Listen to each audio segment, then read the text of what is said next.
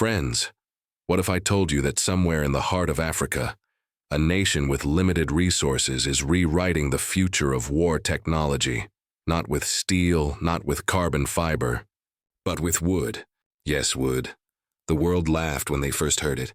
But today, those same voices are silent, because the impossible is now flying across African skies. This is not just a story of technology. This is a story of courage, intelligence, and self-belief. A revolution born from the forests of Burkina Faso, led by a man whose vision has stunned the entire world. Before we go deeper, hit that like button if you believe innovation doesn't need permission. It needs imagination. His name, Ibrahim Traoré. A soldier, a leader, and now, the face of Africa's most unexpected invention, the wooden drone project. You may have heard about his earlier initiatives: wooden carts, wooden bridges, wooden trains, even wooden houses. But this is something no one saw coming. When the world's defense experts first heard that Traoré was building drones made of wood, they thought it was a joke. But in his mind, it was not comedy. It was strategy. Because Ibrahim Traoré understood one simple truth: the wars of the future will not be won with guns, but with ideas. And when you're a soldier in a poor nation, where importing one screw feels like fighting a war itself, innovation becomes your only weapon. At that time, Western powers had imposed strict restrictions on arms supplies. Every new drone part, every sensor, every motor had to pass through endless permissions.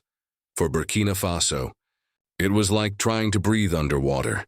That's when Traoré took a step that history will never forget. He gathered his military engineers and said, "If the rest of the world can build drones from iron and carbon, why can't we build them from wood?" That one sentence sparked a movement of self-reliance, a movement that said, "We will not wait for permission to protect our sky." Friends, if you've ever doubted your own potential because of a lack of resources, remember this moment. Because innovation doesn't come from abundance. It comes from desperation transformed into determination. Comment below, do you believe innovation can rise from struggle? The first blueprint looked almost unreal. A drone made not in foreign factories, but in local workshops, powered by the very hands that once crafted furniture and tools. Traoré's instruction was clear: build something entirely from what we already have. Our trees, our mines, our soil. Engineers selected a rare kind of wood from the northern forests of Burkina Faso. Wood that was light, flexible yet incredibly strong. They treated it with special chemicals, making it resistant to water, sunlight, and even fire. Then came a thin layer of aluminum coating, balancing strength and weight like a piece of art. When the first prototype lifted off the ground, the silence broke, not from the drone's noise, but from the disbelief of everyone who once laughed. Because it flew. It really flew. That moment wasn't just an engineering success. It was psychological warfare won. For Traoré, that wooden drone was more than a machine. It was a flag of independence, a message to every Burkina Faso citizen that said, "We can rise with what we have." Local carpenters became aerospace craftsmen. Students who once dreamed of leaving the country started working in wooden drone labs. And across the villages, people whispered the same sentence: "We are building our own sky." Friends, pause for a second and imagine that pride. A nation once dependent, now crafting its wings from its own forests. That feeling. Right there. That's what transformation sounds like. If you feel goosebumps right now, that's your spirit responding to possibility. Don't ignore it. That's what vision feels like. Ibrahim Traoré didn't stop there. He announced that these drones wouldn't just serve the army. They would also protect crops, spray fields, monitor irrigation, and watch over harvests. Because, as he said, a nation that cannot protect its soil cannot protect its borders. These drones became guardians of both security and sustenance. They symbolized a new balance, where technology defends life, not just takes it. Let's talk about the technology that turned imagination into flight. Each wooden drone is powered by solar energy, its wings embedded with solar panels that absorb sunlight and convert it into flight power. The drones use lightweight lithium batteries for night missions, capable of keeping them airborne for up to 6 hours at speeds of 120 kilometers per hour. Each is equipped with a 4K camera, capable of streaming clear footage up to 15 kilometers away, and when needed, they switch to silent mode, reducing sound almost to zero, making them invisible to radar. It's like the sky itself learned how to whisper. This silence became a secret weapon.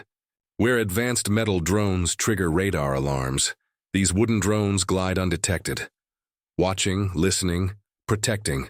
And the most remarkable part? Each piece, every nut, every wire, every wing is locally produced. No imports, no middlemen, just self-made innovation. Before this project, Burkina Faso's defense budget flowed outward, millions spent on foreign products. But the wooden drone project reversed that flow. Now money circulates within the local economy. Young people have jobs. Workshops have turned into microfactories. Villages that once made furniture now produce flight machines. A whole new wooden tech industry was born. And that's where the hidden magic lies. The project wasn't just military. It was economic therapy for an entire nation. Students began building toy wooden drones for schools, teaching kids the basics of flight, coding, and innovation. From play to purpose. That's how future generations start thinking differently. Ask yourself, what if every small country used creativity instead of complaining? How far could we all fly? Perhaps the most beautiful part of this story isn't the drones themselves, but the unity they created. In this mission, everyone had a role. Village carpenters, city engineers, army officers, and students, all working with one goal, to lift their country's name higher. That's the psychology of shared purpose. When every citizen feels they matter, that's when a country truly rises. Burkina Faso discovered its identity not in borrowed technology, but in its own innovation. And the wooden drone became the symbol of a nation reborn. Of course, skeptics still exist. They say wood can't replace steel. And maybe they're right, but that's not the point. The goal was never to compete with billion-dollar superpowers. The goal was to prove that even with less, you can create something powerful enough to inspire the world. As Traore said once, if the West won't give us their technology, we will surpass them with our own innovation. That statement didn't just silence critics, it ignited pride across the continent. Soon, neighboring countries like Mali, Niger, and Chad sent delegations to Burkina Faso. They wanted to study these drones, touch them, test them, understand how simplicity turned into strength. One by one, they began to adopt the wooden drone model, and for the first time in decades, Africa wasn't importing ideas, it was exporting them. That is psychological liberation, when you stop asking, can we? And start saying, we already are. The drones are lightweight, quiet, and easily repairable. If one breaks, a local craftsman can replace a wing within hours. No need for complex machinery or costly spare parts. That's the genius behind it, affordable resilience. Even the rain or humidity doesn't harm them. Waterproof coatings protect every surface. And slowly, people realized, innovation doesn't have to look expensive to be extraordinary. Friends, take this as a lesson for your own life. You don't need perfect tools to begin. You just need the courage to start with what you have. When you look at these wooden drones flying across African skies, you're not just seeing machines, you're seeing philosophy in motion. They say to the world, you can keep your billion-dollar labs. We have belief, and belief, my friends, is the most powerful fuel on earth. Burkina Faso didn't wait for aid or approval. It didn't wait for validation. It simply acted, and that action became an inspiration for millions. So whenever you think your dream is impossible, remember, if wood can touch the sky, so can you. Pause the video right now, take a deep breath, and tell yourself, my limitations are my beginning, not my end.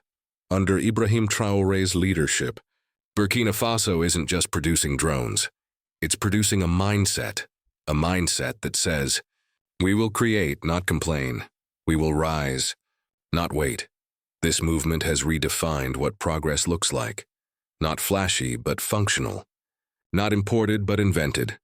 And while the rest of the world debates technology budgets, Burkina Faso is proving something profound. that the greatest resource any nation can have is belief in its people. Today, when a wooden drone takes flight, children stop to watch. They don't just see an aircraft. They see hope. They see proof that intelligence can come from anywhere, from the cities, the villages, the forests. And in that moment, a new seed is planted in their minds. If they can build drones from wood, maybe I can build something from my dreams. That's how nations change, one inspired mind at a time. Friends, the story of Ibrahim Traoré and the wooden drones of Burkina Faso teaches us one eternal truth. Progress is not about wealth. It's about will. These drones might look simple, but they carry the spirit of an entire continent, a spirit that refuses to kneel before limitation. And maybe, just maybe, this small wooden machine is the beginning of a new era, an era where technology has a soul and innovation has a heartbeat. So, if this story moved you, if it awakened something within you, don't let it fade. When the video ends, hit the like button if you believe courage is stronger than technology. Comment "Fly Africa Fly" to show the world that inspiration is the new revolution.